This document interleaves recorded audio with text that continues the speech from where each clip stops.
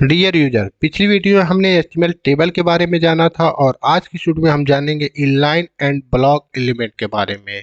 तो इनके बारे में जानने के लिए सबसे पहले हम क्या करते हैं, एक न्यू फाइल बना लेते हैं। तो न्यू फाइल बनाने के लिए हमें यहाँ पर न्यू फाइल पर क्लिक करना होता है, न्यू फाइल का नेम देना होता है। तो आज का जो हमारा टॉपिक है इनलाइन, हम यहाँ पर लिख देते हैं इनलाइन एंड डॉट HTML। उसके बाद यहाँ पर टेबल जो है पहले हमने पढ़ा था, इसको हम हटा देते हैं और यहाँ पर अब हमें HTML का बेसिक कोड या फिर HTML का जो बॉयलर प्लेट होता है हम उसको यहाँ पर इंसर्ट कर लेते हैं। तो उसके लिए शिफ्ट और एक्सक्लेमेशन मार्क प्रेस करेंगे और इंटर प्रेस कर देंगे तो यहाँ पर बॉयलर प्लेट जो है आ जाएगा। अब हमें क्या करना है, यहाँ पर डॉक्यूमेंट की जगह पर यहाँ पर लिखना है inline BS block element. Control plus S से सेव कर देंगे। उसके बाद हम बॉडी के अंदर आ जाएंगे। अब बॉडी के अंदर हमें क्या करना है, यहाँ पर इनलाइन और ब्लॉक एलिमेंट के बारे में पढ़ना है। तो हम क्या करते हैं, सबसे पहले यहाँ पर एक जो टैग हम ले लेते हैं H1 टैग। H1 टैग हम यहाँ पर लेंगे और यहाँ पर हम लिख देते हैं H1 टैग में ब्लॉक एलिमेंट। अब इसको हम कंट्रोल प्लस एस से सेव कर देते हैं और यहाँ पर डिफ़ॉल्ट ब्राउज़र में इसको ओपन कर लेते हैं। तो अभी यहाँ पर केवल आप देख सकते हैं लिखा हुआ ब्लॉक एलिमेंट। और H1 के बाद हम क्या करते हैं, यहाँ पर लिख देते हैं दिस इज ब्लॉक एलिमेंट, वो भी पैराग्राफ में। तो यहाँ पर हम एक P टैग ले लेते हैं और यहाँ पर लिख देते हैं दिस इज ब्लॉक एलिमेंट। तो इज ब्लॉक एलिमेंट। तो अभी हम इसको कंट्रोल प्लस से सेव कर देते हैं और चलते हैं ब्राउजर में। तो अभी हम यहाँ पर H1 टैग लगा हुआ है, यहाँ पर पैराग्राफ टैग लगा हुआ है। तो इसमें क्या आप हमें दिखाना चाहते हैं भैया? तो हम आपको ये दिखाना चाहते हैं ब्लॉक एलिमेंट और इनलाइन एलिमेंट में डिफरेंट क्या होता है। तो इसके लिए हम क्या करेंगे, यहाँ पर इंस्पेक्ट पर क्लिक करेंगे और आपके सामने कुछ इस तरह का इंटरफेस जब आ जाता है तो यहाँ पर एलिमेंट में आप देखेंगे, यहाँ पर हमने H1 टैग लिखा और यहाँ पर हमने P टैग यानी पैराग्राफ टैग लिखा है। तो जब मैं यहाँ पर कर्सर ले जा रहा हूँ तो आप देख रहे होंगे यहाँ पर ब्लॉक एलिमेंट जो है इतने में ही ब्लॉक एलिमेंट लिखा हुआ है, लेकिन जो इसका एरिया है यानी विड्थ जो है लगभग यहाँ पर पूरा कवर कर ले रहा है। तो ब्लॉक एलिमेंट यही होता है जो अपने लाइन को पूरा कवर कर लेता है। कि ब्लॉक एलिमेंट जो है इतना ही स्पेस में लिखा हुआ है, लेकिन ये जो क्या कर रहा है एक पूरी लाइन को कवर कर ले रहा है। इसका जो प्रूफ है, आप यहाँ पर जब कर्सर ले जाएंगे तो आप देख सकते हैं पूरे एरिया को कवर कर रहा है। जबकि पी पे हम ले जाते हैं तो ये भी एक ब्लॉक एलिमेंट है। पैराग्राफ टैग जो है ये भी एक ब्लॉक एलिमेंट है, क्योंकि जब हम यहाँ पर कर्सर ले जा रहे हैं तो देखेंगे आप ये पूरा एरिया को कवर कर ले रहा है। मतलब ये हुआ ये एक ब्लॉक एलिमेंट है। उसके बाद दोस्तों यहाँ पर हम एक ड्यू टैग ले लेते हैं। तो ड्यू टैग भी जो है हमारा ब्लॉक एलिमेंट होता है। जैसे यहाँ पर हम एक ड्यू टैग लेते हैं और ड्यू टैग के अंदर हम अगर लिख देते हैं हेलो वर्ल्ड, तो इसको हम कंट्रोल प्लस एस से सेव करके ब्राउज़र में जाते हैं और इसको भी हम रिफ्रेश कर लेते हैं। तो यहाँ पर हमने हेलो वर्ड लिखा और यहाँ पर ड्यू टैग बॉडी के अंदर है। तो अगर यहाँ पर मैं कर्सर ले जाता हूँ तो देखिए यहाँ पर जो है, तो ये जो ड्यू टैग है एक लाइन के पूरे एरिया को कवर कर रहा है। तो इसका मतलब ये हुआ ये ब्लॉक एलिमेंट है। उसके बाद हम चलते हैं इनलाइन एलिमेंट की तरफ। तो उसके लिए हम एक और H1 टैग बना लेते हैं। तो H1 टैग हमने पहले ही आपको बताया है एक ब्लॉक एलिमेंट है। ब्लॉक एलिमेंट के अंदर हम लिख देते हैं इनलाइन एलिमेंट। इनलाइन एलिमेंट कौन कौन से है तो वो आपको पता होना चाहिए, के बारे में हम थोड़ी देर बाद आपको बताएंगे। लेकिन जब हम यहाँ पर अगर बटन टैग लेते हैं तो आप देखेंगे बटन टैग यहाँ पर हमने लिख दिया और बटन टैग के अंदर हम लिख देते हैं लाइन बटन। अब इसको हम कंट्रोल प्लस एस से सेव कर इसको ब्राउजर में चेक करते हैं। तो यहाँ पर आप देखेंगे इनलाइन एलिमेंट लिखा हुआ जो कि H1 में लिखा हुआ। तो हमने पहले ही बताया यहाँ पर H1 टैग जो है ब्लॉक एलिमेंट होता है, यानी ये जो है ब्लॉक एलिमेंट है, ये पूरे लाइन को कवर करेगा। और यहाँ पर इनलाइन बटन जो हमने लिखा है ये जो है इनलाइन एलिमेंट है। क्यों?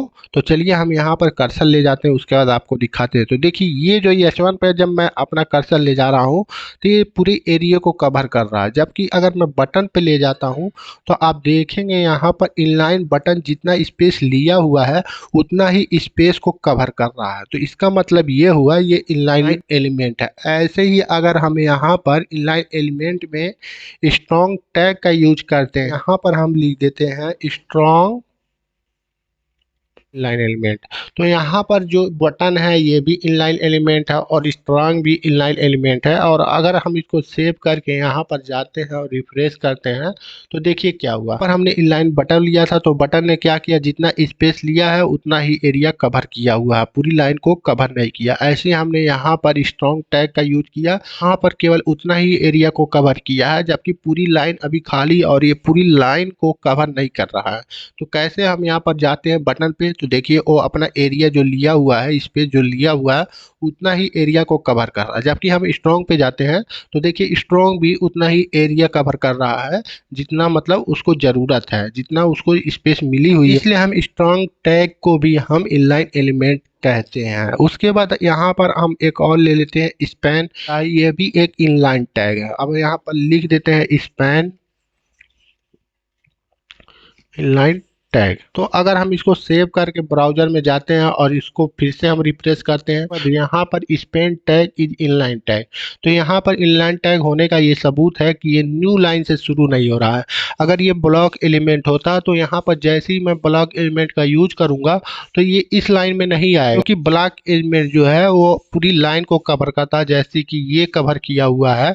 जैसे ही अगर मैं यहाँ पर ब्लॉक एलिमेंट लिखूंगा तो यहाँ से शुरू होगा और इस वाली लाइन को छोड़ देगा। और अगर आप लाइन एलिमेंट लिखेंगे तो उसको अगर जगह यहाँ पर मिलेगी तो उसी लाइन में वो कवर करेगा। ऐसे ही अगर हम यहाँ पर स्पैन टैग पर ले जाते हैं कर्सर तो देखिए उतना ही स्पेस कवर किया हुआ है जितनी उसको ज़रूरत है, बाकी स्पेस को उसने छोड़ दिया है।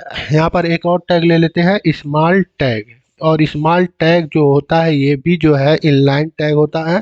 तो हम यहाँ पर लिख देते हैं स्मॉल टैग, इसको हम कंट्रोल प्लस से सेव कर देते हैं और ब्राउजर में हम इसको ओपन करते हैं तो देखिए यहाँ पर हमने लिखा small tag is inline tag. तो ये न्यू लाइन में नहीं गया है, इसी लाइन में इसको इसने कवर कर लिया और उतना ही एरिया लिया है जितना इसको ज़रूरत है। तो हम यहाँ पर जाते हैं तो देखिए ये उतनी लाइन को कवर कर रहा है जितना उसको स्पेस मिला हुआ। तो इस तरह से ये स्मॉल टैग भी जो है इनलाइन एलिमेंट आता है। उसके बाद हम ले लेते हैं एचआर टैग।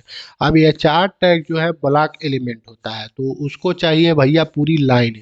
उसको जब आप लिखोगे ना तो ये पूरी लाइन को कवर करेगा। जैसे हम यहाँ पर आते हैं और यहाँ पर लिख देते हैं एचआर टैग। तो यहाँ पर जैसे ही हमने एचआर लिखा उसके बाद कंट्रोल प्लस एस से सेव किया तो देखिएगा क्या होगा। अब भैया एचआर टैग जो ब्लॉक एलिमेंट है तो यहाँ पर इतना एरिया नहीं कवर करेगा, उसको चाहिए पूरा एरिया। तो न्यू लाइन में आएगा और यहाँ से लेकर यहाँ तक पूरा जितना स्पेस होगा वहाँ तक कवर कर लेगा। रिफ्रेश करते हैं तो देखिए इसको जितना स्पेस मिला उस एरिया को कवर कर लिया। अब इसको हम हटा देते हैं तो देखिए यहाँ तो शुरू की लाइन से लेकर आखिरी लाइन तक ये पूरे एरिया को कवर कर, इसलिए हम इसको बोलेंगे ब्लॉक एलिमेंट। अगर हम इसको इंस्पेक्ट भी करते हैं और यहाँ पर आते हैं एचआर में तो आप देखेंगे ये जो है हम आते हैं एचआर में तो आप देखेंगे पूरे लाइन को कवर कर रहा है। तो ये पूरे लाइन को कवर करेगा तो ये ब्लॉक एलिमेंट हो जाएगा। उस यूएल टैग जो है ब्लॉक एलिमेंट होता है तो हम यहाँ पर यूएल टैग का इस्तेमाल करेंगे और यहाँ पर लिखेंगे ब्लॉक। तो यहाँ पर हमने ब्लॉक लिखा हुआ है जबकि यूएल टैग के अंदर लिखा हो। तो यूएल टैग जो है ब्लॉक एलिमेंट होता है, यूएल जो है पूरे लाइन को कवर कर लेगा, इसलिए हम इसको बोलते हैं ब्लॉक एलिमेंट। अगर हम यहाँ पर ले जाते हैं यूएल टैग पर अगर कर्सर को तो आप देख रहे हैं यहाँ पर पूरे एरिया को ये कवर कर ले रहा है, इसलिए हम इसको बोलेंगे ब्लॉक एलिमेंट। ऐसे ही अगर हम यहाँ पर ओएल टैग का यूज करते हैं तो ये भी जो है ब्लॉक एलिमेंट है। तो हम यहाँ पर ब्लॉक लिख देते हैं और इसको सेव कर देते हैं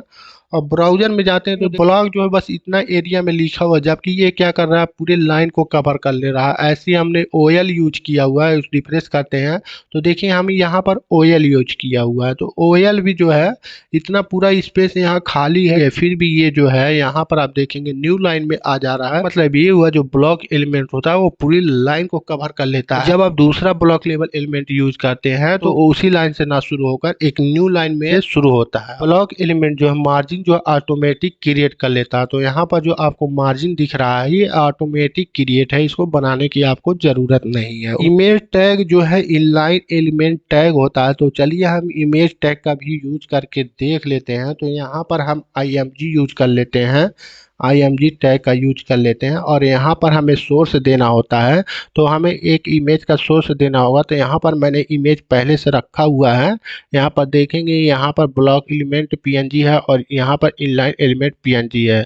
तो पहले वाले में हम इनलाइन का सोर्स दे देते हैं। तो हम यहाँ पर लिख देते हैं IMG और उसके बाद यहाँ पर हम लिखेंगे इनलाइन एलिमेंट डॉट png। तो इसके बाद हमने पहले img टैग का डुप्लीकेट कर लिया। डुप्लीकेट करने के लिए आप alt plus shift plus down arrow press करेंगे तो यहाँ पर डुप्लीकेट हो जाता है। उसके बाद हम केवल यहाँ पर इमेज सोर्स को चेंज कर देंगे तो यहाँ पर हम लिख देंगे ब्लॉक एलिमेंट डॉट png। तो हम इनको सेव कर देते हैं। सेव करने के बाद हम ब्राउजर में चलते हैं तो यहाँ पर देखेंगे भैया 2 इमेज आ चुकी है यहाँ पर। अब आप सोच रहे हैं भैया यहाँ पर तो एक इमेज है, दूसरा इमेज यहाँ पर है, इमेज जो है इनलाइन एलिमेंट कैसे हुआ जबकि ये तो दोनों अलग अलग लाइन में आ रहा है। तो दोस्तों आपको बताना चाहेंगे यहाँ पर अगर मैं इसको कैंसिल कर देता हूँ तो ये जो इमेज हमने लगाया है ये इनलाइन एलिमेंट है। जो इमेज की चौड़ाई है यहाँ तक पूरा एरिया कवर कर रहा है। तो यहाँ पर स्पेस जो है बहुत कम है। तो स्पेस कम होने के नाते ये जो इमेज है यहाँ पर आ नहीं पाएगा। जब यहाँ पर आ नहीं पाएगा तो ये जो है न्यू लाइन में आ गया है। अगर इसको यहाँ पर स्पेस इतना मिलता तो ये जो है इसी लाइन में आता। लेकिन यहाँ पर आप देखेंगे HTML में जो इनलाइन एलिमेंट होते हैं कौन कौन से होते हैं तो हमने यहाँ पर कुछ लिस्ट यहाँ पर बनाई हुई है। तो यहाँ पर आप इसको देख सकते हैं ये सारे जो है इनलाइन एलिमेंट है। ऐसे ही यहाँ पर हमने HTML के ब्लॉक लेवल एलिमेंट जो है यहाँ पर लिस्ट उसकी बनाई हुई है। तो आप इनको भी पढ़ सकते हैं। तो चलिए अब हम इनको एक लाइन में करते हैं। तो इसके लिए हमें क्या करना होगा, इसका जो विड्थ जो है बहुत ज़्यादा है तो हम इसको कम करेंगे। तो कम करने के लिए हम क्या करते हैं, सबसे पहले हम इसका बॉर्डर यूज कर लेते हैं जिससे आपको पता चले हाँ ये फर्स्ट इमेज है और सेकेंड इमेज है। तो बॉर्डर यूज करने के लिए हम स्टाइल का यूज करेंगे। HTML में स्टाइल का यूज हमने पहले भी बताया था आपको। तो यहाँ पर हम स्टाइल लिख देते हैं। तो स्टाइल लिखने के बाद हमें क्या करना है, यहाँ पर हमें बॉर्डर यूज करना है। पर हम बॉर्डर लिखेंगे पर हम बॉर्डर जो है 1px दे देते हैं और सॉलिड रहेगा और कलर जो हम इसको रेड कर देते हैं और यहाँ पर 1px की बजाय हम इसको 5px कर देते हैं। ऐसे सेम यहाँ पर हम इसको भी कर देते हैं स्टाइल, कलर जो हम इसका ब्लू कर देते हैं। तो ब्लू करने के बाद हम इसको सेव कर देते हैं। तो देखेंगे इसमें अभी कोई चेंज नहीं आएगा, केवल यहाँ पर बॉर्डर आ जाएगा। तो हम इसको रिफ्रेश करते हैं तो अभी क्या हुआ है, यहाँ पर आप देखेंगे इस इमेज का जो विड्थ जो है यहाँ तक है और इस इमेज का विड्थ जो है यहाँ तक है। तो यहाँ पर इसको इस वाले इमेज को यहाँ पर उतना स्पेस नहीं मिला है इसलिए न्यू लाइन में आ चुका है। लेकिन हम इसका विड्थ जो है कम कर देते हैं और इसका भी कम कर देते हैं तो ये जो है इनलाइन एलिमेंट की तरह शो होने लगेगा। तो चलिए हम देखते हैं। तो यहाँ पर हम क्या करेंगे, यहाँ पर विड्थ लिखेंगे।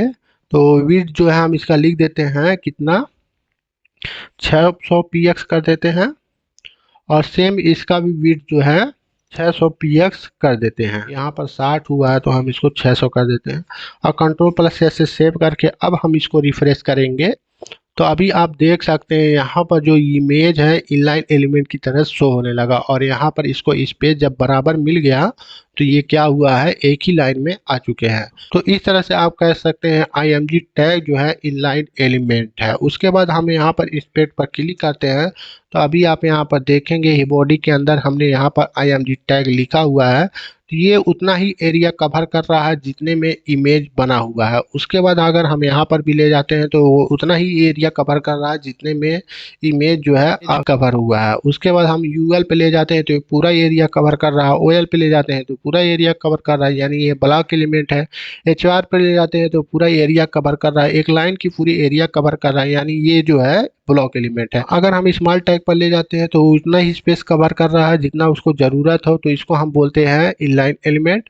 तो डियर स्टूडेंट, आज की वीडियो में आपको समझ में आया होगा ब्लॉक एलिमेंट क्या होता है और इनलाइन एलिमेंट क्या होता है और ब्लॉक एलिमेंट कौन कौन से होते हैं और इनलाइन एलिमेंट कौन कौन से होते हैं। तो डियर स्टूडेंट, उम्मीद है ब्लॉक एलिमेंट और इनलाइन एलिमेंट के बारे में आपको अच्छे से समझ में आया होगा। तो आज के लिए बस इतना ही, मिलते हैं नेक्स्ट वीडियो में नेक्स्ट HTML टॉपिक के साथ। Thank you for watching.